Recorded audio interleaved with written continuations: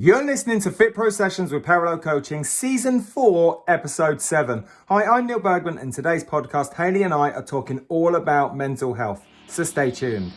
Hi, I'm Neil Bergman. And I'm Hayley Bergman. Over the last 10 years, we've helped thousands of fitness professionals to get qualified, learn with simplicity, and coach clients with confidence. We're the first to say that learning and being a fit pro doesn't have to be hard work, and that with the right structure, support and resources, you can become a confident and knowledgeable fitness professional that is dedicated to more. So how do you learn, qualify and kickstart as a fit pro? This is the FitPro Session Podcast with Parallel Coaching. I look forward to all of the FitPro sessions, but what I love about this topic, mental health, is that it ties in all of the other clinical conditions from Season 4. Yeah. So we've gone through obesity, type 2 diabetes, we've gone metabolic syndrome, low back pain. There's a whole list of them, and we're obviously episode number 7. But today, mental health starts to tie it all together. I think it's one of the comorbidities that means that it appears alongside lots of other conditions, almost like a secondary condition alongside, or the primary cause condition, or the primary cause completely, which has lots of other comorbidities alongside it. Now, before we get going, I think this is probably the only one of the episodes where we need to kind of put like a caveat on it and say, like, what we're about to talk about is a subject which needs to be highlighted more. It's seen as maybe a taboo subject at times. Yeah. And it's quite a sensitive issue. It's a very sensitive issue. So anything that Hayley and I say, it's not geared towards you as the listener. It's a global kind of message or education to help and move us all forwards, if that makes sense.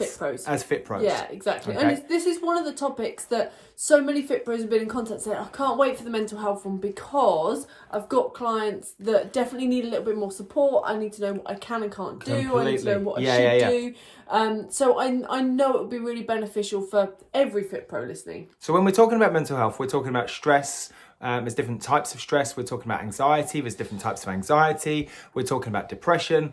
There's different types of depression. There is. And this is what I think, where I think mental health gets, I'm going to say, a bit of a bad rep, because you see it on social media, an awful lot about, support people with mental health. There's various challenges to support people with mental health, to raise awareness for mental health.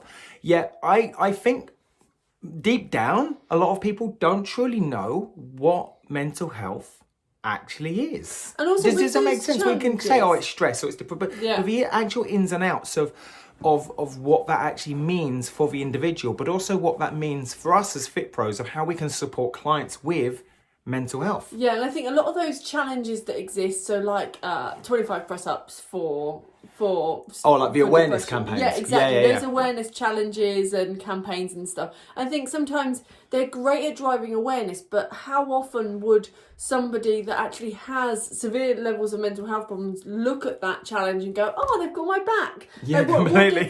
What does it mean Yes. as a result? So it becomes a word that actually has been thrown around a lot. So it's a very visible, very spoken about subject now. But I think probably the nitty gritty part of it is still really under the carpet. Yeah, It's so vulnerable to talk you about. hit the nail on the head. That still, if I ask you how you're feeling today, everyone still goes, good. Completely. They go, Not I'm fine. But actually, in spite of all of the awareness campaigns, it's still not enough for somebody to go, do you know what, I'm having a really crap day and I just need a hand, mate. Yeah. And I think that's what I hope this episode helps an awful lot. Lift the carpet a little bit. To lift the carpet and ask some really world-class questions to go out and support our clients and move forwards. I think that's the key. I think as we go forwards and we go into like definitions of what the various different aspects of mental health are, and we talk about the prevalence, the numbers and the pathology and the various medications and how we can help, and we can talk about clients, I want to kickstart and kind of give an overview that unlike all the other conditions, it's something that for a better word, we kind of develop and catch. Does that make sense? You develop lower back pain and you kind of catch low back pain. You develop osteoporosis, which I know we haven't spoken about yet. It's on a future episode. And you kind of, for a better word, catch it. Does that make sense? But not like catch it. You don't catch it from somebody else. You create it. Okay. Yeah. But you develop it over time. Yes. Whereas with mental health, it can be here in an instant. Okay, I know. It can be here in an instant. So you don't catch it from somebody else. You don't necessarily develop it over time. It's something that we create in us in an instant. Like 1 minute I could be recording this and I could come off this and I could go back to an old set of habits that lead to any one of the mental healths. So there's this in the moment state. There's an in the moment state. Can change instantly. Yes, completely. And as a result, that state relates not only to the three main mental health we're going to talk conditions about. we're going to talk about, but also it becomes a word that gets thrown around a lot. So like when people say like, I feel really stressed at the moment, does that mean that you're clinically diagnosed? No, yeah, with that's my point. stress? Yes, so it's something that you create in the moment. So for example, like obesity develops over time and it doesn't go away instantly. Yeah. Okay, as we mentioned, I think it was episode 4, and we talked about Mary. It took like 4.5 years to get to a big BMI, and it's going to take 4.5 years to come out of that. Yeah. But I could come off of this recording of a podcast, and I could look at my email, or you could task me with something inside Parallel and give me a really unrealistic deadline, and immediately my stress goes up through the roof. Yeah. Yeah. And so it's something that we create, and it's our response to something external. Nice. Does that make sense? Yes, it does make a lot of sense. Should we dive into what they actually Let's jump are? in. So where are we going first? Stress. Let's start with stress. So stress is about a specific pressure that is either emotional or physical on you as a being. So that pressure is applied. But then with stress, as soon as that pressure is removed, the stress disappears. And that's the key thing about stress that makes it different to some of the other conditions. So, for example, like facing a big event. So, An interview, yeah, completely. Or a anatomy and physiology exam. Oh. Okay, so that could cause an element of stress because it's a big event that is coming up. There's a clear timestamp, and therefore you're stressed about getting it all ready. There's more pressure on you than you can take. Completely. Which makes it stressful as a stressor on your stressed body. Completely. So I saw this amazing video a couple of weeks back with I can't remember the doctor's name, but she's on Instagram. I'll try and find it and try and put it in the show notes. But if it's not there, it's because I didn't find it. Okay. But I will do my best. But she had this great video whereby she had this like fish tank, I think it was. It looked like a fish tank full of water, and our stress capacity was the fish tank or this bottle of water totally full up. Right. Okay. And then she kept applying or pouring more water into the top of this tank, which accumulated all of the new stressors. Nice. So that could be a phone call coming in, a job interview, work, whatever, family. It's building in this tank. And then something had to give, and then she had to kind of drill holes into the side of this. So for the equal amount of new stressors that were poured in, some stressors had to give and relieve. Does that make sense? Nice analogy. I love that. Okay, Does that make sense? So that actually the stressors are being poured in, which is when we feel that overwhelmed feeling. And that's what it means, like under pressure. So there was too much pressure being piled in, and something had to give. And in order to have something to give, in this case, it was drilling holes in it. Yeah, completely. Amazing. I like that. That's so good. other things would be like having too many responsibilities piled on top. Yes. Which is a big thing, we hear, obviously the main But type it's on of... your physical resource of time. Yeah, completely. I mean, the main type of person that we work with, our average age of learners is, 42, 43, 44. And, they come from either a, working background, part-time or kids, that type of thing. And so there's lots of stressors coming in. Yeah. So we hear about that kind of responsibility bucket. Yeah. And then the moment they enroll on a course or you enroll on a course, suddenly you've got new stressors added. More things going in. Completely. And that's up to us then to manage those level of stressors and place the hole in the side of a tank to relieve that stress. Does that make sense? And to stop the overwhelm. Exactly. And to stop the overwhelm. And that's that structure that you can add into your studies. It's about being organised and timing and think about where you can steal time from. So stress is you can have like acute stress whereby you are stressed in a short period of time or chronic stress where you're stressed over a longer period of time. Yeah. But ultimately, at some point, that stressor will disappear. And that's when the stress disappears. I think the problem with daily life is that life keeps throwing lemons at us. Okay? There's just too much water going in the top. There's just too much water. So the moment, you've dealt with one stressor from work or one stressor from, I don't know, something to do with the kids or the school or whatever, you go, actually relax, and you have the evening to relax. The next morning you wake up and you've found a new email in your inbox and you're like, oh my God, just give me a break. Yeah, exactly. And so stress is kind of potentially lots of mini events of stress that build up. Yes. And I think this gets mixed up with anxiety a lot. Huge. Because yes. Feelings of stress, if the stressor disappears and you're continually still worrying about other things in the future, this links in more to anxiety because the stress has disappeared, so it's not stress anymore. But if you're in the moment thinking ahead to something else in the future, so that would be things like so worry and overwhelm and worrying about things that are in the future, so future pacing all the time. Fear and apprehension. Yeah, all of those type of things become an anxiety state. So you're worrying about something that's in the future, and that stress that may have on you is the anxiety. Now, even if that thing exists, doesn't exist, or disappears, the anxiety stays. Exactly. And that's different to stress, because stress is that weight on top. Cool.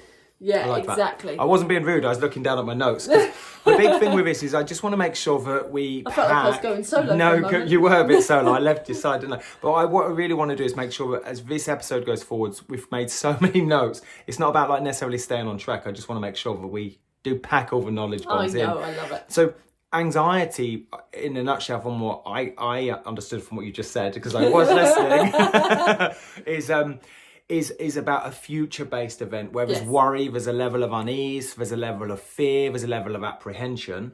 So I could be stressed about an exam, for example. Still in the future. That's still in the future, okay? But the stress is about a particular thing in the moment. So that could be I'm stressed that I don't have enough time to revise right now. Yes.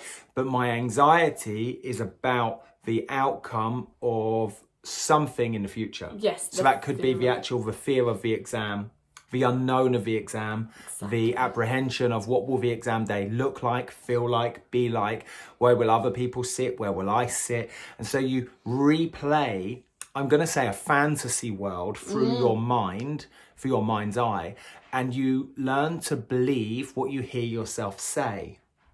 Okay? So I've said this a number of times, the brain is incredibly powerful. And the moment you start saying things, whether that's out loud or in your inner chatter, you start to believe what you hear yourself say. So if you've created this kind of video, I suppose, fantasy video, this projection of pulling up to, say, a venue, let's take a job interview, for example, pulling up to the car park, worried about where you're going to park, will there be a space, and you create, for a better word, the worst case scenario worrying playing that you'll turn up in the wrong clothes and everyone else is smart and you're in your gym kit. Exactly, completely. And then you go in and then your shoelace is untied and you forgot the documents, and you sit down and they don't offer to shake your hand and you get So anxiety confused. is where we've created and we learn what we hear ourselves say, this real role play for a fantasy world video of a future-based event. Yeah.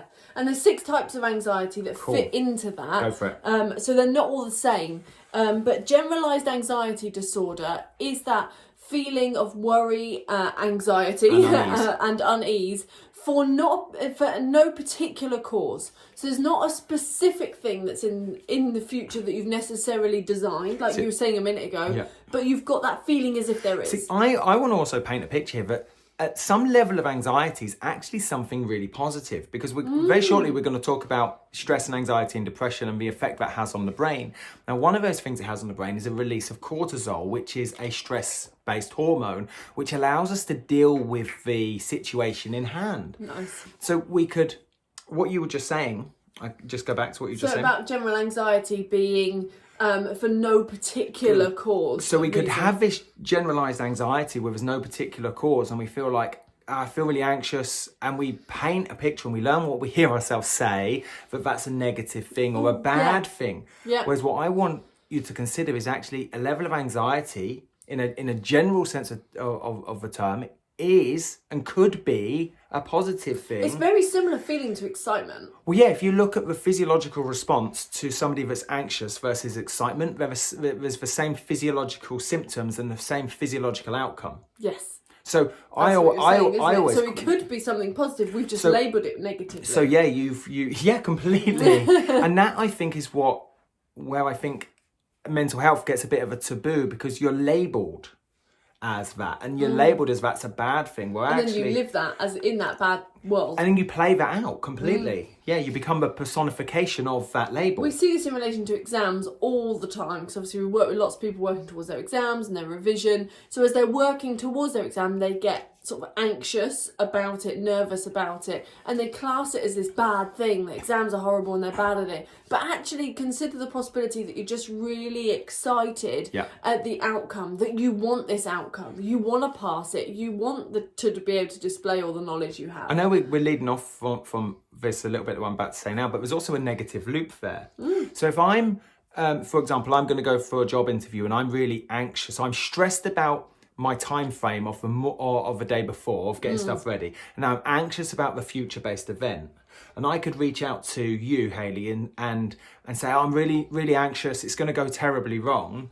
Hayley's going to say to me now, no, it'll be fine, you'll do absolutely fine, Neil, it's all right, you'll be great, you'll be fine. And now I get a level of significance and certainty from Hayley and connection, but from a negative loop feedback. Does that make sense? Exactly. So we can every actually become time that you then seek more connection and significance, you could just express your worries and anxiety. Yes, completely. Which creates, knowing that I'll soothe them again. Yeah, completely. Which creates this karmic loop, and it's sometimes really hard to escape from our anxiety or our mental health. But it's interesting to recognise the behaviours that we have, that we get used to, and the effect they have on how we feel.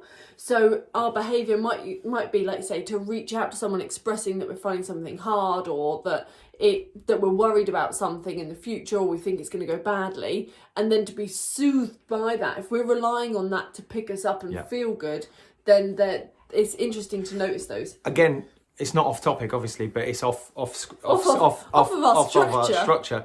But one of the things I ask a lot of clients to do when they do feel the heat coming on in terms of like mental health is every morning to have 3 giving tasks. And what I mean by that is I ask them to either drop a message, a text, or a phone call, or a voice message. Perhaps it's even post a postcard or write a note and leave a note where you give to 3 other people that you don't necessarily usually talk to. So that could be one person really close to you, or maybe 2 of their mates that they don't usually talk to, or friends or work colleagues. But something just really, really nice. Good. Okay, not over the top. Yeah. Okay, something congruent, something genuine. Okay, and that helps that person fill themselves up. Does that make sense? So then you get the connection and you get the connection from a positive frame, not a negative. Exactly. So what I found is as they go forwards throughout the day, rather than seeking connection and significance and all the human needs from a negative loop of stress, anxiety, depression and whatnot, they've actually met all their needs early in the day by saying, for example, I could say to you, I could leave a note and say, I really appreciate what that you cooked last night. I really, the meal was lovely. Thank you.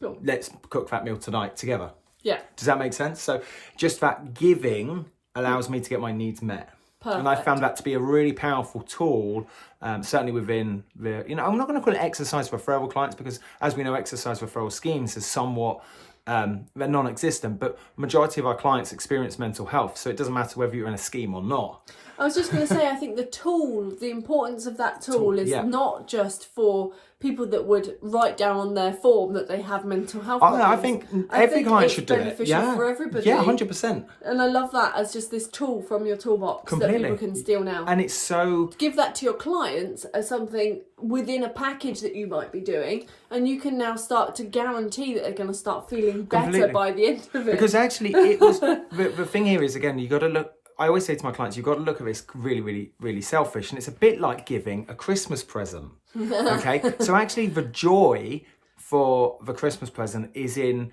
the person that's buying it. Yeah. So they go through all of the time, energy and effort of choosing the present, of getting to the shop, even just buying it online. They get that dopamine hit of like, oh, I wonder what they're going to say. I hope they like it, X, Y, and Z.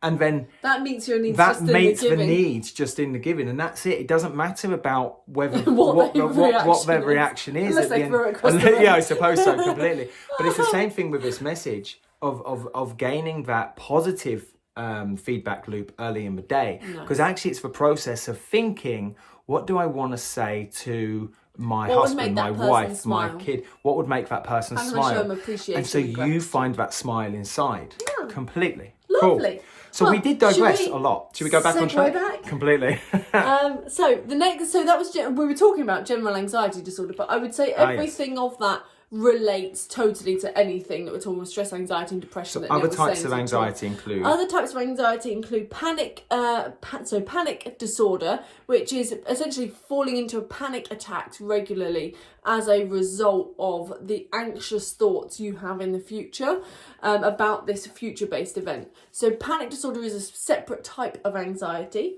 Then you've got social anxiety disorder, which I think is really interesting because this is all about that fear of humiliation in a social context or around other people. Yeah. And I think that the importance of this just shines through when we've been talking with brand new fit pros that are worried about getting on a live video or about putting content out there and being judged. And the worry of this is that somebody that has been battling with social anxiety disorder for a long period of time is going to find it hard to step out and do new things. Yeah. And actually everybody struggles at stepping out and doing new things because of that worry. But this is saying that there's a deeper level that's more ongoing, Completely. more I think chronic. if we had a spectrum, like a Likert scale of like 1 to 10, or grey, black through to white, and it's greys in between. I think everybody on this planet is going to be on this spectrum of all of these Things. of mental health. Well, yeah. And we experience them at different times Because of our it's life. It's emotions, completely. However, some people will experience it down the far end and will be clinically diagnosed with this. And from my experience, I've worked with, I'm going to say with very few down the far deep end of clinical diagnosed anxieties of these types of disorders. They're usually on that like more grey area of a spectrum of generalised anxiety. Yeah. With this one, the social anxiety disorder, I actually had a client as part of my referral scheme that I was part of inside the gym I had. And as a result, when they were coming in, I knew that they had problems with coming in. They would miss appointments because they would get themselves all worked up to the point that they didn't think they could come in. They wanted to only come in quiet times, so there was a specific slot in the morning, like really early before anyone was really around. So that's when I would see them if they did come in, or very late at night. They would avoid classes, and that kind of social situation was heavily avoided. So I started to be able to learn how to work alongside them by actually just making it easier.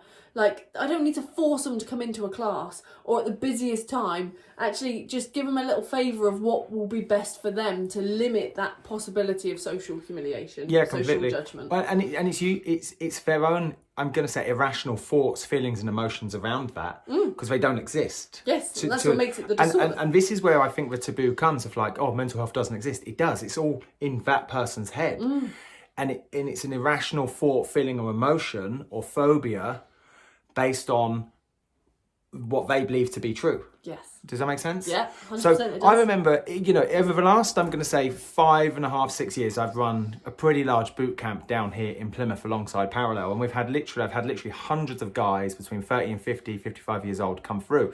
Now, one of the things that I really wanted to help with when I kickstarted this was mental health, because I sit here and I've experienced it. Like, I've had major panic attacks, huge levels of chronic anxiety. Yeah. And, whilst on screen, you might see like, oh, Neil looks really confident. Actually, deep down under the carpet, I've had to do a serious amount of work with clinical professionals. Although, and I think that's, me being really vulnerable. I think it's lovely you shared it. And one of the things that I know helped hugely, another action here for your toolbox when working with clients, is when I was on the phone with them and I was arranging them to meet, I'd always do what I class as like the double consultation, or very least a single consultation where I'd meet them before they went live into the group. Yeah. And I think this is absolutely key because it helps, first and foremost, you create a relationship of know, like, and trust, build rapport, build empathy, and get to know each other before you go live into any session, okay? It disperses any levels of anxiety. And then at least they know you. Completely. When they arrive. Now, this is the tool I put in. What I did was I emailed them the day before to confirm, and I sent them a video or a voice message. So the voice message, they could hear my voice, they could hear how passionate I was, yet wasn't overwhelming. It was just one simple task for them to do, okay? But the video allowed them to see what I looked like. Okay, so in that voice message or on the final phone call, I'd say, I'll be the guy standing outside Costa. Okay, you'll see me because I send you a video. You know exactly what I look like. I'll be the tall 6-foot dude in a green van with glasses. Okay, I usually be wearing a black Nike t-shirt, which I am today. Okay, Yeah. So I got loads of them. So immediately the video that they could play through their mind, okay, was them pulling into this car park, which I knew they knew. They could know that I'm looking for a green van, I'm looking for a guy with glasses. Great sense of certainty to that. And it adds that certainty. So I helped create, I helped create the video for them that they would play about their future-based event. So when they turned up, they were like, actually, this is exactly what Neil said was going to happen, which gives them a high level of self-efficacy, a self-belief. They get out and immediately I'm there and I'm just me. And they've heard me, they've seen me before, and also they can trust me now there you go. because what's just, You've told them something that happened and then it happened. and it happened completely. And that consistency follows through into your sessions. Yes. In that, like, I told you I'd be here. And the I'm reason here. I got to that point was I recognized there would be a number of people book a call and be fine on the call, but then not turn up to the first consultation. Yeah. And I sat The there, no-shows. the no-shows. And to start off with, I got a bit frustrated with that. And then, you know, I kind of thought, hold on a minute, maybe this is just a deeper level of anxiety, because actually that was one of my parts of my ideal client I wanted to work with. So the moment I implemented just those extra touches, I suppose, before we met, there was no more no-shows ever again. And it was fantastic. And also part of that came from what would you asking the question of, like, what would have had to happen Yes. for them to sit in the car and not come along, or for them to not leave home. And you know, I remember one client called Gareth, who even once I got to know him on some of the early sessions, would still no-show. And the anxiety was crippling. Not just the sessions with me, but other aspects of his life, with his partner, with his work, with meetings. And it was a level he felt was completely out of control. Yeah. And when you can deal with anxiety, I believe from an exercise perspective, or from let's take away exercise. I'm going to delete that. Rewind. Okay. And go back to say, from a coach's perspective, and have a coach help you tackle parts of your mental health. And it doesn't just apply to exercise, it applies to nutrition, it applies to doing the work in the mindset, it applies to doing the work and transferring those skills to daily life, to your partner, husband, wife, to your kids, to your work, to all situations. And that's what I love about fitness as a fitness coach, as an exercise referral specialist. You become that metaphor for all aspects of life. Oh, love There we that. go. Yeah. Even with the That's rewind. fantastic. So we mentioned, is there any more Yes, anxieties? there's 3 more. Oh, go for it. Phobias. I think this is going to be a long one. Okay, go for it. So phobias, Yeah. and that will be a specific phobia of something. And Neil mentioned the word irrational phobia in Yeah. this earlier, and that's exactly what it is. So we all have things that we're kind of supposed to be scared of to create that fight or flight response so that we can stay safe. That's going to be things that are immediately dangerous to us. So let's say, for example, being in the water with a great white shark.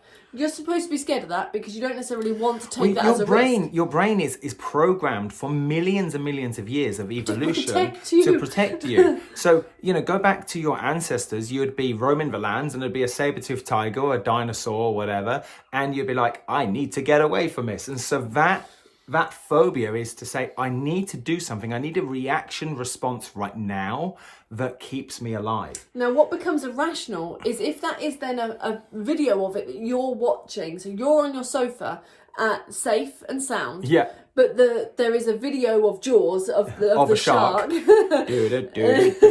could break out into the No. Baby shark. No, don't do it. You done this the other day to me. It was in my head for ages. Amazing. Well, Baby Shark I think is a little less intimidating than Jaws. It is. So the point here is that you get the same phobia anxiety response as if it were real. And then that causes all of the same physiological changes to your heart rate, to your pupil dilation, through to what the hormones are released in your brain, getting you ready for fight or flight against this shark, even though it's a video. Yes. And that's where it becomes a specific phobia. Yes. And so, for example, but you've also got to go rewind and go, okay, back in the day, 200 million years ago, saber-toothed tiger. Back in the day, 200 million years ago. Real threat, okay? Yeah. So a phobia would be for example, I have a phobia of spiders. And so you see a spider in the corner of a room, you look up, and suddenly you get this emotional thought, feelings, behavior response around that phobia of this spider is going to kill me. And so you act it out, your behavior is that of a phobia. Yeah. There we go. Yeah, exactly. Our Neanderthal brain doesn't know the difference. Yeah, completely. So the toolbox here is, if this is I think I found it to be a major stumbling block with some of my clients. I went off and did some NLP work and looked at fast phobia work. And I actually did a course with the coach for Darren Brown and Paul McKenna. You did? It was an incredible couple of days around NLP and hypnosis and fast phobias. And, it's a tool to place in your toolbox. And, some people look at it and think it can't, it's a bit out there, it's a bit wacky. Yeah. But I've worked with clients and challenged their phobias, and literally within, I'm going to say 15, 20 minutes work with them, I've had people literally place a spider on their hand.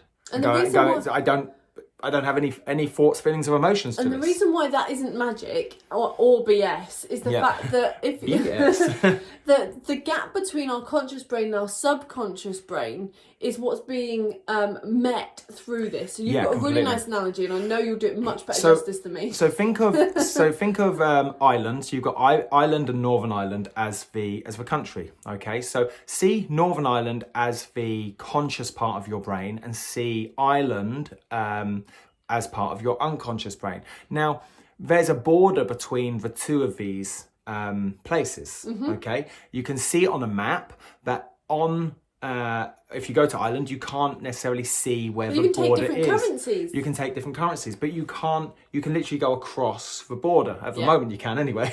Okay, does that make sense? I hope you're still with me. And so 99% of the day we're talking to our conscious brain, and our conscious brain is kind of directing a lot of what we do. But in the background, our unconscious brain is doing, dare I say, 99% of the work for our conscious brain. So when we're talking about phobias, that comes from the unconscious brain. That comes from the unconscious brain. And so through NLP and fast phobia work and hypnosis, it is your passport to go straight past the conscious brain and into the unconscious brain. Okay, and talk to you as the coach. You as the coach talk to and work with the Neanderthal part of the brain. Wow. And so now the Neanderthal part of the brain, the island part of the brain, the unconscious part, now has a new system. You've basically upgraded the system. You've gone in and you've tweaked it, you've upgraded it. Now the unconscious brain can now talk to the conscious brain and go, actually, there's nothing to be afraid of here. There's nothing to be afraid of here. I love that. Okay. What I love about that example is it applies for everything, not just phobias. Yeah. But it just shows why something like NLP and hypnosis can work. Yeah. Why language that we use with our clients works. Well, this leads really nicely. I think let's go. Shall I fly through the next Let's two? fly through the next few. Yeah. No. Let's do it justice. Let's go for it because I could just keep going from here. I want to talk. I want to talk about the Mercedes model because what I love about this is I can give loads of tools and toolbox. Build that toolbox up. Okay. Well, the next two are quite simple anyway. So first of all, separation anxiety disorder, which is about the fear of being away from a loved person or somebody that you want to be around. So separation anxiety disorder. That would be me. With you. Yeah, you're rubbish on your own. I am rubbish on my own. Honestly, I can. So where is she? I can literally. For example, I've got to go out this afternoon to pick up a couple of bits, and I know on my way back I'll phone Hayley. Just for a chat. Just for a chat. The next one is agoraphobia, which is all about trying to or the fear of not being able to escape from a set situation. So usually this relates to more confined spaces of lifts, aeroplanes, standing in a queue that you can't get out of, or crowds of people that you couldn't get out of. Yeah. And that forward pacing that something bad will happen and you won't be able to get out Which of it. right now, we're in month 7 or 8 of coronavirus. We're just about to go into the second lockdown. Like this. That what did you say? Agoraphobia. Which is that fear of being in a confined space and something really bad would happen. You could walk into a shop and you see a big queue and you think, I'm not going to stand in the queue. No, they're not social distancing. I'm going to catch coronavirus and die. Yes. And so future pace. That future pace or that cascade effect goes from I'm going to go into a shop, I'm going to stand in a queue, and I could die. Yeah. But there's lots of other steps in between. I don't mean to laugh, but because it does make me laugh because it's quite a quick change. It's a quick change. Yeah, I made myself. Yeah. Does that make sense?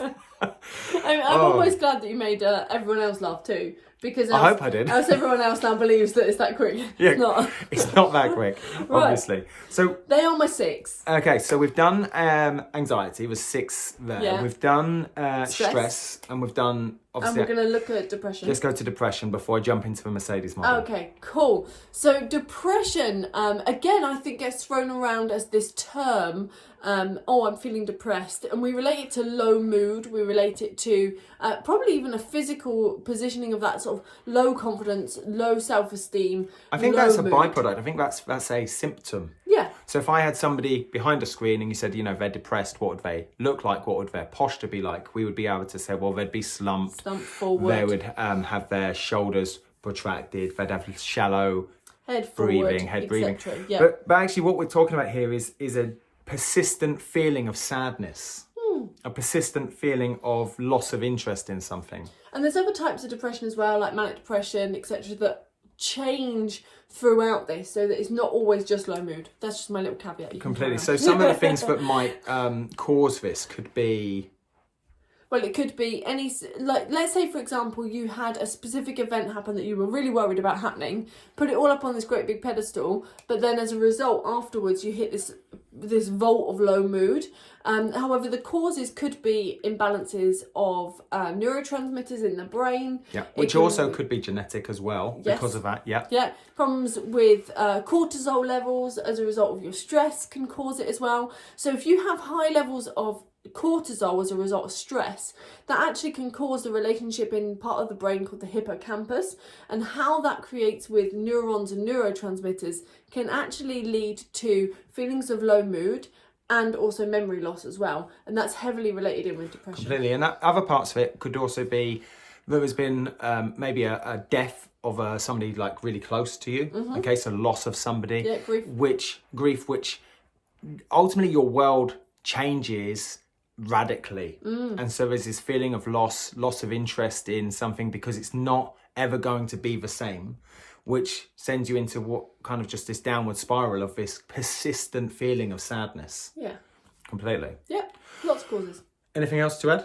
That's kind of where I was going to go with depression. So I've got some other bits. Have you got some other bits? Yeah, so where I wanted to go, a second ago as well, you also mentioned about cortisol and you mentioned about memory. Yes. Okay, so obviously, a number of things I've read is that if you have more bouts of depression throughout life, which is also obviously heavily linked to stress and anxiety as well, Okay, that levels of cortisol can challenge your memory and the neurotransmitters on the hippocampus, if I get that right, completely. And then that also is linked to things like Alzheimer's and dementia. For Later onset on. of that in earlier life. Oh, earlier. So not let's try and get earlier than projected. There we go. You've hit the nail on the head. Yeah, completely. And then the next part is also that cortisol and the effect that has through depression on the amygdala. How do you pronounce it? Amygdala. There we go. Which is a part of the brain. It's a weird word to say it. Okay. So the higher levels of cortisol on this part of the brain actually enlarge the brain. Okay. Is that correct? Yeah. Okay. And Sorry, you're like, I believe so. And so that as the brain enlarges, is that even a word? Enlarges. Did you want to continue? As the brain enlarges, this creates emotional responses as a result of the changes in the size of the brain and the inflammation around it. So as that becomes larger and more active, then more bouts of depression and low mood comes into play. So it's a real catch-22, isn't it? Because if you are going through a bout of depression, okay, or even anxiety and stress, you're going to have more cortisol. More cortisol leads to memory loss. Oh dear. Okay, and leads to the brain more levels of depression. So it's like it's a real kind of a karmic loop, isn't it? Of like one creates the other, creating the other, which makes it worse, which creates more. This then creates more sleep disturbances, low activity levels, more emotional problems, more hormonal changes throughout the entire body. That's where I forgot we were going to go with it. So that's so if you've had really poor sleep because of the level of cortisol in the brain and the neurotransmitters and or the amygdala being enlarged, and you've got poor sleep, it's of no. You're not going to get up for a workout. You're not going to get up for a workout. You're not going to feel like energized to go and eat something really healthy.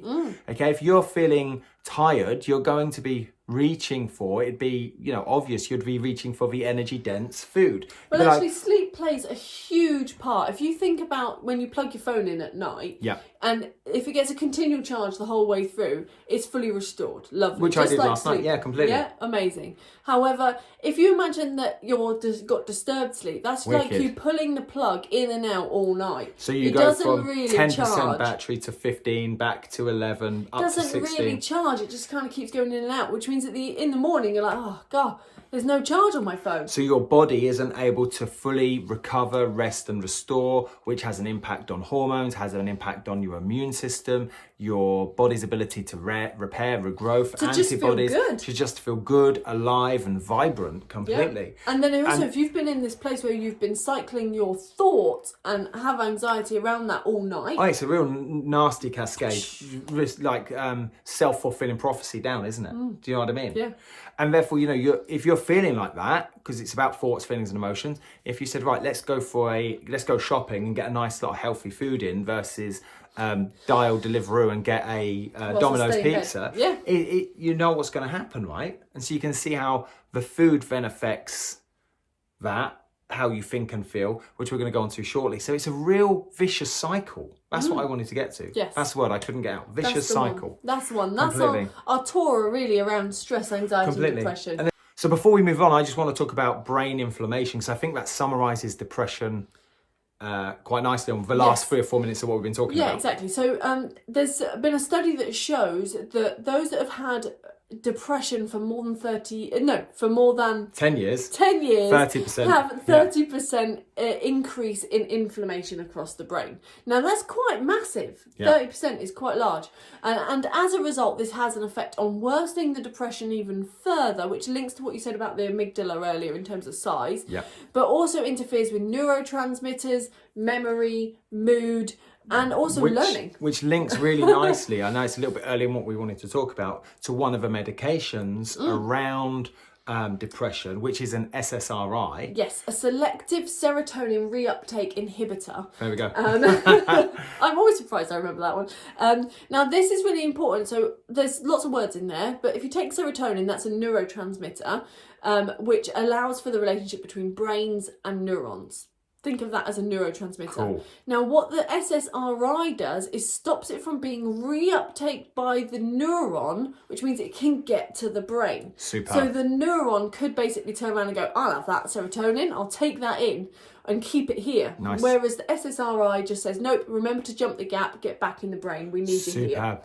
If that helps. Cool. So what we're saying is the high levels of cortisol and the persistent sadness from depression changes the effectively the makeup and inflammation on the brain and the neurotransmitters, yes. and therefore one of the medications would be an SSRI. Yes. Cool. That's the one. Nice. So you've got various medications that can help with the various levels of mental health. Okay. But I'm sure we could all agree here that if somebody was to adopt a healthier lifestyle and look at it from a lifestyle perspective, a more holistic approach, okay, not just from exercise, not just from nutrition, but also from mindset, this kind of three-pronged approach, three-tiered attack. What, nutrition, activity, mindset? Yeah. Then the person that is suffering with whatever level of mental health on any degree from black, greys through to whites would benefit, regardless of them being on medication or not. Yeah, there you go. So regardless of if they're on medication or not, you can still make an impact as a trainer, as a FitPro. Yeah, and just because somebody isn't on medication or hasn't been diagnosed with any one of the mental health headings doesn't mean that they wouldn't benefit from this. Like, you could be working with a client right now that, I don't know, let's just give them a name, male or female? Jim. So what job does Jim do?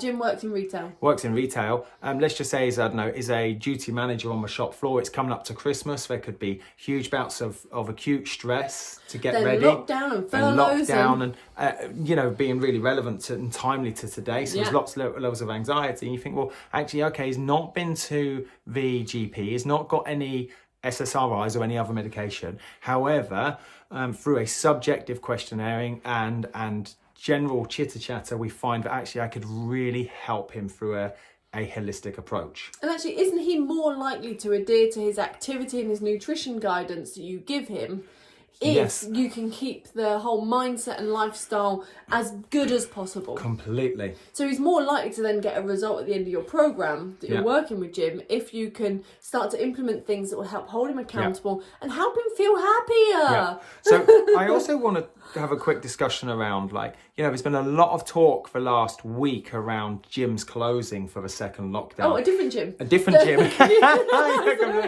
But the main focus here for me, Jim is closing. Okay. I've just realised that we'd call him Jim and Jim. Anyway, and one of the biggest arguments has been around the levels of increasing someone's mental health. Yeah. And there's so many studies out there, but all of the vast majority of studies don't just say exercise is the key. They say that nutrition and mindset work as a three-pronged approach is compounded far more impactful, far greater. And actually exercise on its own is actually another stressor. Food is another stressor. And I want you to consider that actually the sharpest tool of this three-pronged approach is going to be your ability to ask world-class questions and support your client 168 hours of a week outside of exercise, outside of NEAT, non-exercise activity thermogenesis, outside of their nutrition, and actually just be their wingman or wingwoman and ask them clear, precise, concise, succinct questions. And dive into those deeper. To lift up the carpet and understand, well, what is the I'm going to call it a syntax. What I mean by that, what is the code you're playing in so like in a padlock code? Padlock code. What is that code to unlock the thoughts, feelings, emotions you're having right now? Why are you playing that video, that future-based event, and having these high levels of unease? And what is the code or the habit or the sequence for you to get there? Because if you then just say, well, let's go and exercise, you'll feel better, actually, I'm going to have you consider that you're sedating away from a real problem still. Quite likely. So although exercise actually allows for an increase in neurotransmitters of dopamine and serotonin, that's why you feel good in the moment. That's why you feel good in the moment. After. Yeah, so it could be that you, following exercise, you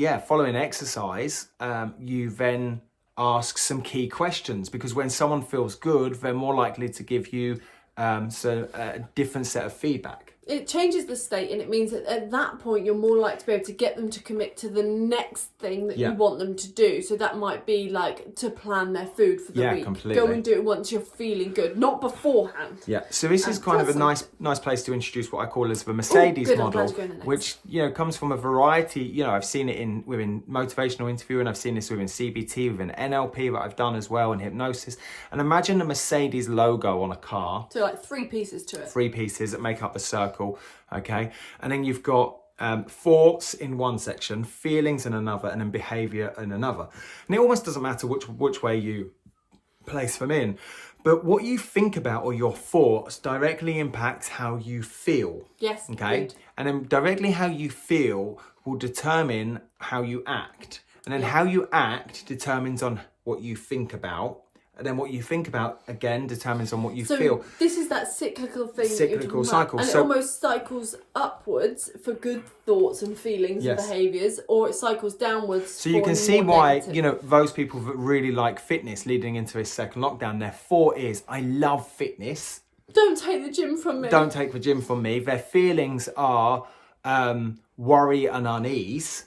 Okay. I'll be lost without it. I'll get fat without it. And so their behaviour is, let's sign a petition for gyms to stay open. I'll be honest, I do like that cycle. I was one of those people. Okay, does that make sense? Yeah. So I can see how that helps. And let's take another person. Let's name a different person. Let's go back to Anthea from last week. Okay. So Anthea has this thought that, or let's link it to say stress. Yeah. She's stressed in the moment. It's acute stress based on getting something done in time for an email at work. Yes. And so her thought is, this is going to take ages. I'm never going to get it done. The deadline's too close. This is going to impact me leaving. They're going to judge me on this work that I put together. Completely. Yeah. And so now that leaves a sense of a different set of thoughts, and those thoughts could be... so those thoughts that she had of those now leading to a different feeling. Yes, and that's what I mean. Yes, yeah. And emotions that she has could be of own self-worth dropping. Self-worth. There could be. She could feel quite low mood from it. She could be self-conscious. She could feel sad. She could feel annoyed. She could feel angry at somebody else. Anxious. She could feel anxious. She could feel. You can see how stress and depression, now, thoughts and feelings start to move into her action, and her action might be, I'm going to call in sick. I'm actually not going to do the work for it, or I'm only going to do half of it. Or it could even be, and I like this one, I hear it a lot, pre-excuses. So contacting her manager or the other people at work that she's worried about, and almost justifying in advance of her delivering the work why it might not be as good. Oh, this happened at home and but this on the happened. flip side, even though it's negative, it still could be that she had that set of thoughts, set of feelings, and her behaviour could be, I'm just going to get this done. Oh, so she could change the behaviour regardless of how she felt. Completely. Yeah, okay. And that starts to change the cycle. Yeah, so it comes down to us as coaches to perhaps just use this tool, but there's many other tools you could use as well, around challenging someone's initial thoughts and why did they think that. But it's about reverse engineering it as well and going, well, the behaviour was this. This is what we physically see. Let's go, okay, so if your behaviour was, for example, I don't know, let's say delaying the exam. Yes. Okay. What feelings did they have to have in order to get to that point of delaying booking the exam? And therefore, those feelings, what world-class questions do I need to ask to find out what was the thought process that went into those feelings? And so now backtrack and now ask a set of questions within thoughts, a set of questions in feelings, and a set of questions in behaviours, or in any sequence to truly figure out what's going on. Why do people do the things they do? Wow. Why do people do the things they do? And I think this has been your biggest fascination for all time I've ever known you. Because if we can tap into the conscious and unconscious mind that's the driving factors behind it. Because if you take any level of mental health, stress, anxiety, depression, all the different subheadings underneath it, what we're talking about is a set of thoughts, a set of feelings between our left ear and our right ear that makes us make a decision to act in a certain way. Yeah?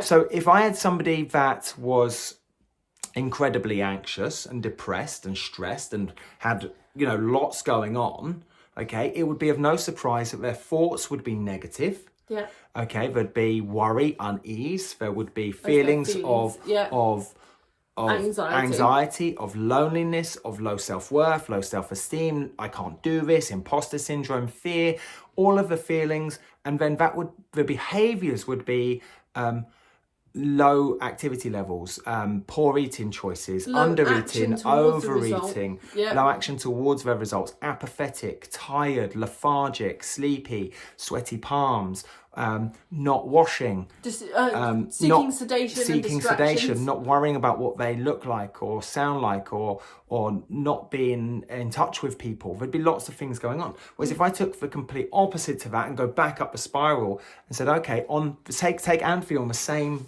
person, okay? It's not a comparison, it's a comparison to the person they were yesterday, okay? It's not a comparison to other people. So let's take the same person. I think that's a key thing. Same person, different state. Different state. And we said, okay, the thoughts are all positive. Everything in the world stacks up and they can see how prosperous it is and they're making the most of every day and they're really present, okay? And they're helping others, they're helping themselves. And then their set of feelings would be like joy, happiness, gratitude, love, appreciation. And then that would lead to these actions of, I'm just me. I'm just unapologetically me. I'm just in a really good mood. And somebody says, you're feeling really jolly today. And you go, yeah, I am. And I got loads done. I got loads done. I feel really good. And so, you could go either way around this Mercedes wheel, but you could go down the spiral or up the spiral. Can I just highlight something that I love that you're doing here? Yeah.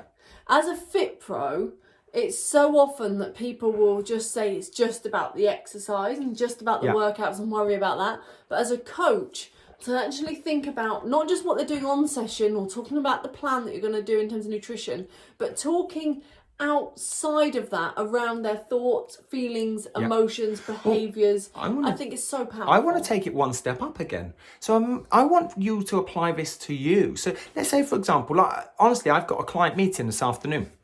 Okay, so if I turn up to that meeting with a set of thoughts, feelings and behaviours where I'm on that self-fulfilling prophecy downward spiral, I'm also going to impact the energy that I have on how I talk about the plan, how I talk to the client, how I liaise with the client, how I communicate with the client, how effective I'm talking to their unconscious and conscious brain, okay, which impacts the whole plan going forwards. And so actually what I love about this is the books from Byron Katie, which is called Do the Work, okay? And I'd love to go on her 9-day immersion experience, which I wish I'd done, before all of these kind of like travel restrictions had come.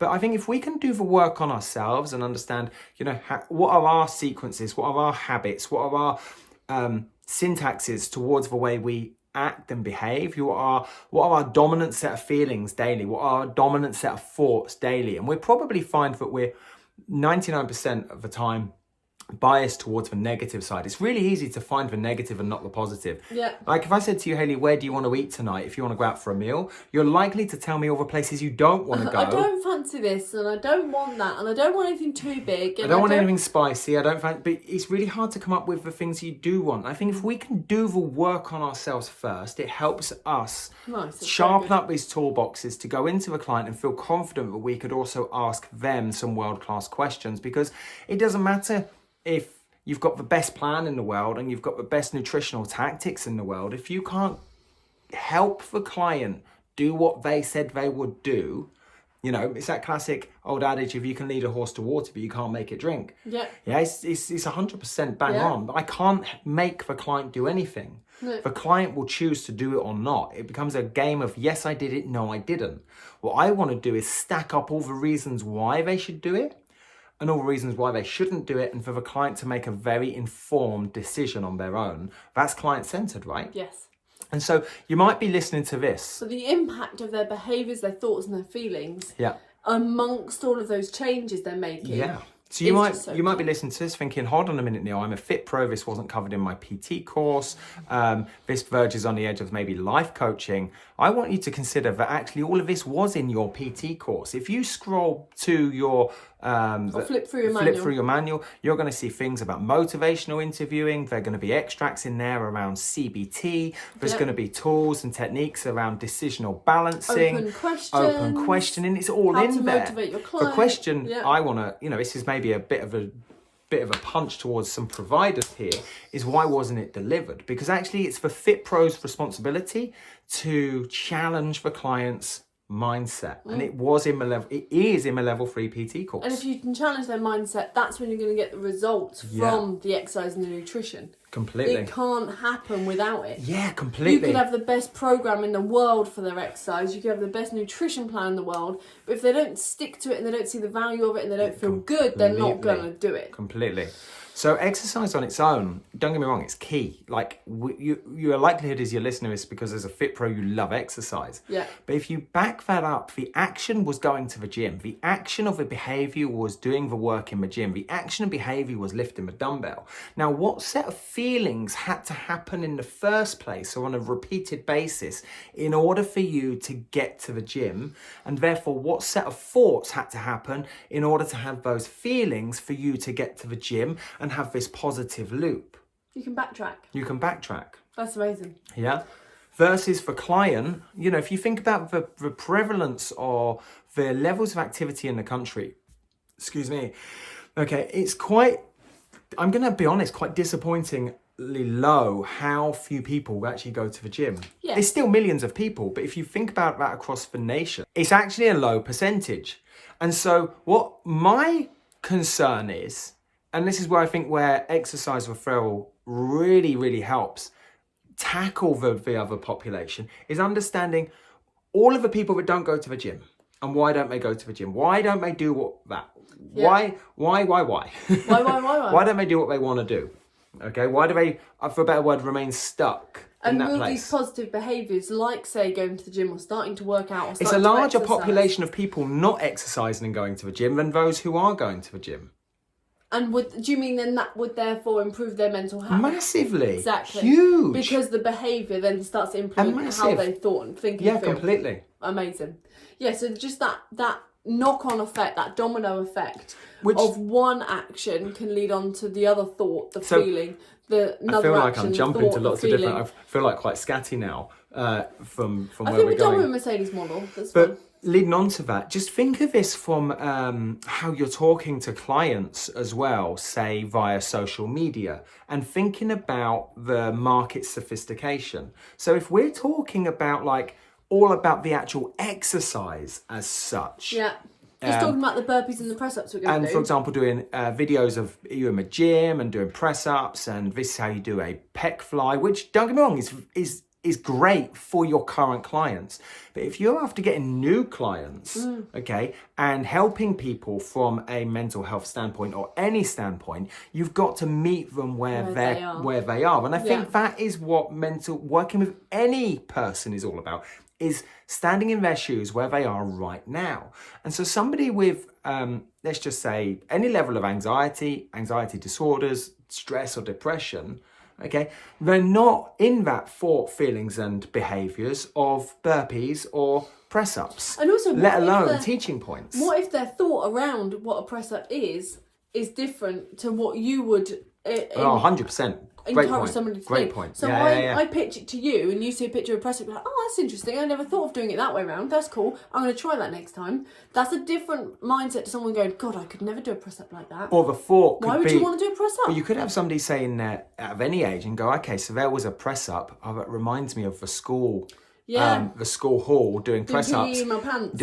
having forgot my PE kit. Never going to catch me do a press-up ever again. I am not going through that level of humiliation, which was part of anxiety. Yeah. And so it's a negative impact. And that could then have the thought that gives them, the feeling that gives them, and allow them to have further behaviours of not being part of that, not doing. Whereas if we backtrack, and I mentioned this word of market sophistication, where we go back to where the market is right now, where is the pool of people I really want to work with and help?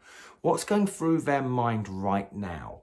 If I could be a fly on the wall and have CCTV up in their conscious and unconscious mind, what are they talking about? What are their thoughts? What are their feelings? And therefore, that's the level of content you want to be, or the type of content you want to be talking about to them. Exactly, and their actions are there as a result of their feelings and their thoughts. Completely. So when you unpick it and you can actually go, well, actually, if that's your action and you're sat at home not training, you're watching tons of Netflix, for example, and you want to start getting those people moving in the time that they have, then just backtracking what feelings led to that, what thoughts led to that, how do you unpick? So all of a sudden you're on their social media and their thumb stops on you and they go, actually that headline relates to me. That's me. The first 10 seconds, that is a very good video. I was expecting burpees, but do you know what? This person seems to understand who I am. I will press like on their page. It comes across as very empathetic because you've unpicked to meet them where they're at, which is empathy rather than judgment. And I think that comes across very differently. Which is effectively what we do on all of these FitPro sessions. That's the reason why you're tuning in. Yeah. It's because we're giving away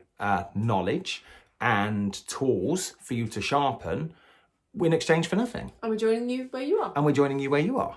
Cool. So, where are we going next? I think we're essentially, well, I've got a couple more bits about medications for anxiety that we could talk about. Yeah. We've also got about gut and food, which I know you really want to talk about. So gut and brain health. Gut and brain health. So, we've already mentioned that, if I think a certain thing and I feel a certain way, my behaviour could be, sod it, I'll just buy Domino's. Okay. Yes. Why would Pizza. Why would I get up and, if I'm feeling low and apathetic, I'm not going to get up and cook a nice healthy meal. Okay, the likelihood is very low. When you can have the quickie, not necessarily a quick easy option, just the option that just says the reward, the sugary reward, the instant gratification. Yeah. Completely. Of something else. Okay, and so when we look at brain and gut health, maybe you've heard of it, maybe not, but it's quite often referred to as the gut is the second brain of the body. Yes. And there's a lot of research here. So what we're talking about when we're talking about your gut, and I think, if I said to Hayley, where's your gut? What do you say? You say your belly, and you go, cool, you put your hand on your belly. But what I'm really talking about is from your esophagus down to your rectum. So the whole digestive system. And you've got millions and millions of nerve endings that all lead back to the vagus nerve, that all lead back to the brain. Ooh. Okay, so what you put in your mouth, okay, whether that be food, drink, legal or illegal, okay, has a direct impact on the messages and the transmissions going back to the brain.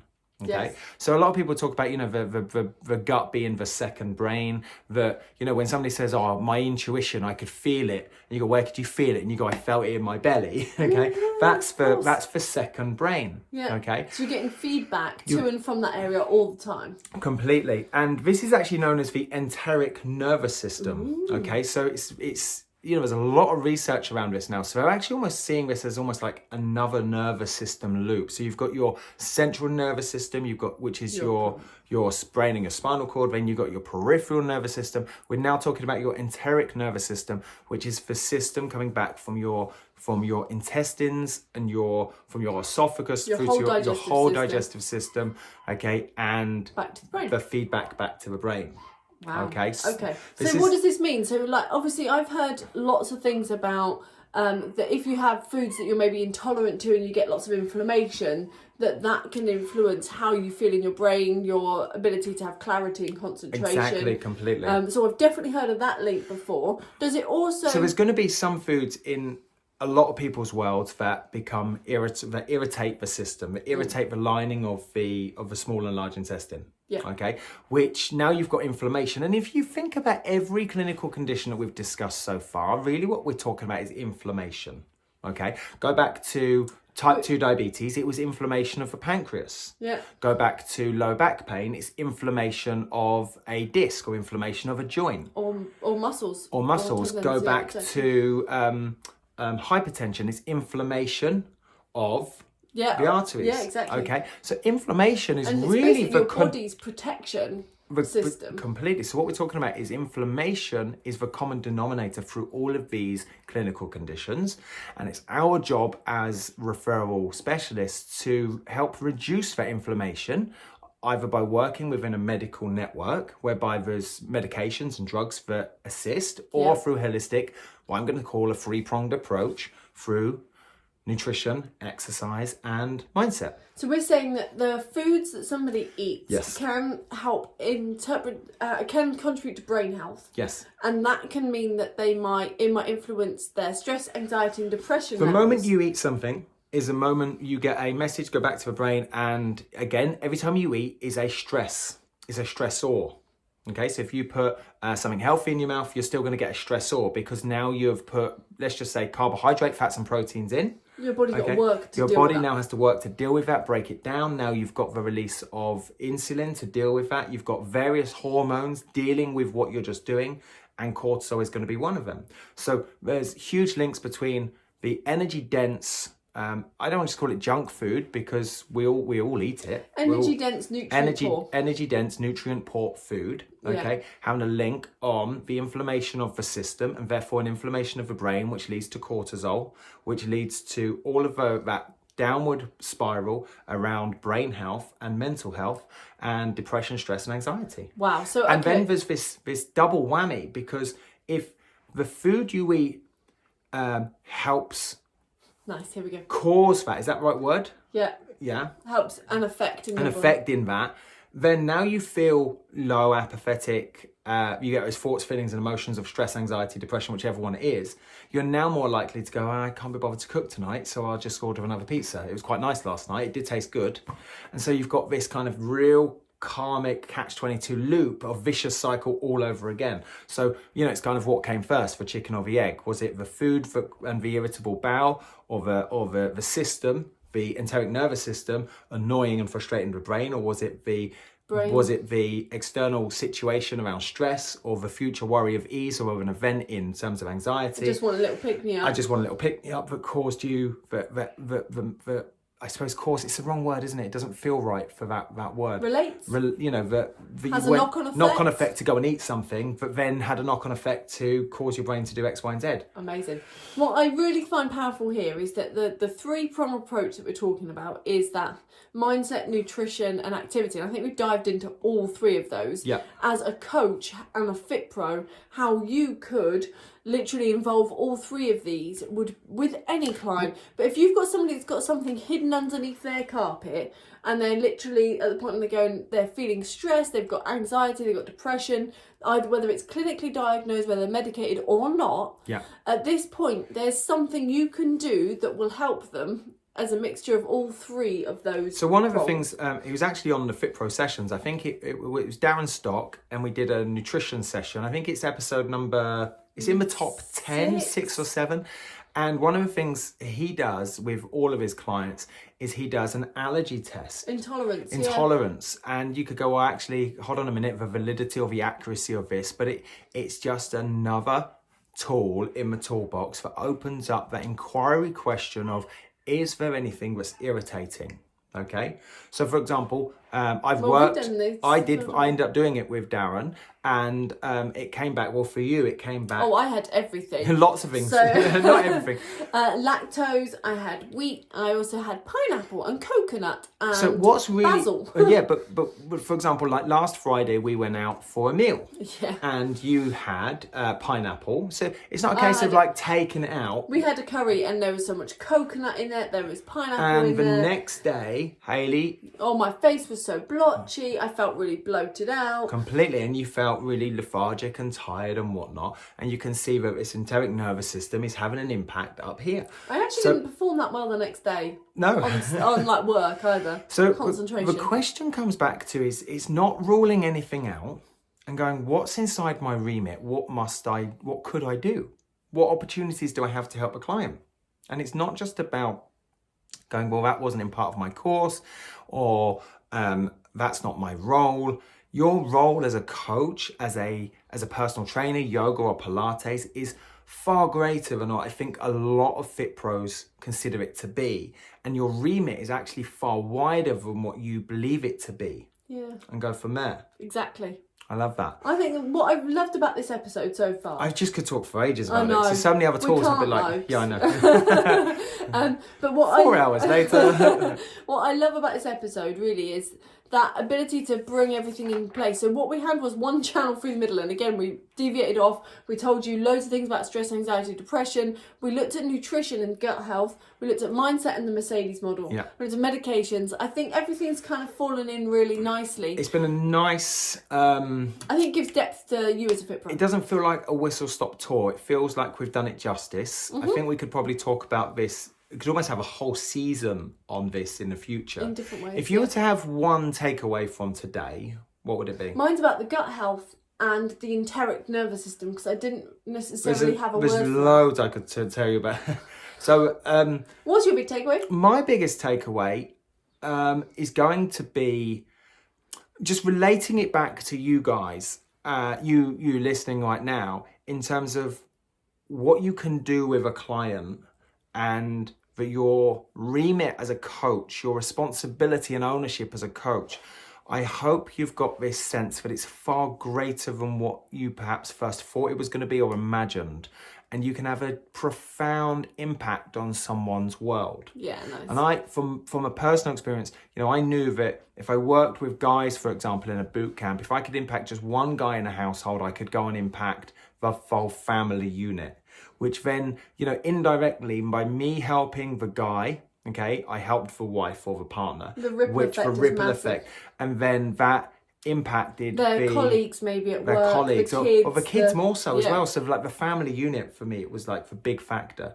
Amazing. And I think that's my big message is actually, I feel my ownership or my responsibility inside parallel coaching is to inspire, motivate, educate as many people as possible, and for them to unleash the coach within them and understand that it's not just about exercise. That could be, don't get me wrong, that could be your sole bias focus, or nutrition could be your sole bias focus. Bias focus. Or your Pilates could be your bias, sole focus. your sole focus. But deep down, going deeper than that, there's a level of world-class questioning that could truly make all the difference to how you operate with the clients, the results you get with clients, the results those clients get with you, your business, your referral pathways. The like the impact is massive. cascade's huge. That's my big Massive. takeaway. I think I love waffled. that. But I want to know what your big takeaway is when you're Yes. listening as well. So please do follow the link that's with this podcast video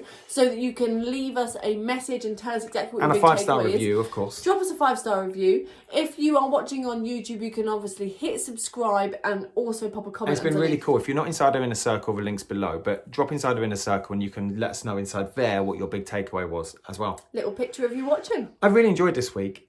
It's been a long one. It's a good one. It's a good one. And next week we've got 2 more episodes. No? Yes. Is this an episode number 7? This is 7. 7. So we've got 8, 9 and 10, which takes us through to all of the second UK lockdown for coronavirus and all of November. Yeah. So there we go. Outside of that, we will see you bright and breezy next Thursday. See you soon. Bye. Bye. Hi, I'm Neil Bergman. And I'm Hayley Bergman. Over the last 10 years, we've helped thousands of fitness professionals to get qualified, learn with simplicity, and coach clients with confidence. We're the first to say that learning and being a FitPro doesn't have to be hard work, and that with the right structure, support and resources, you can become a confident and knowledgeable fitness professional that is dedicated to more. So how do you learn, qualify and kickstart as a FitPro? This is the FitPro Session Podcast with Parallel Coaching.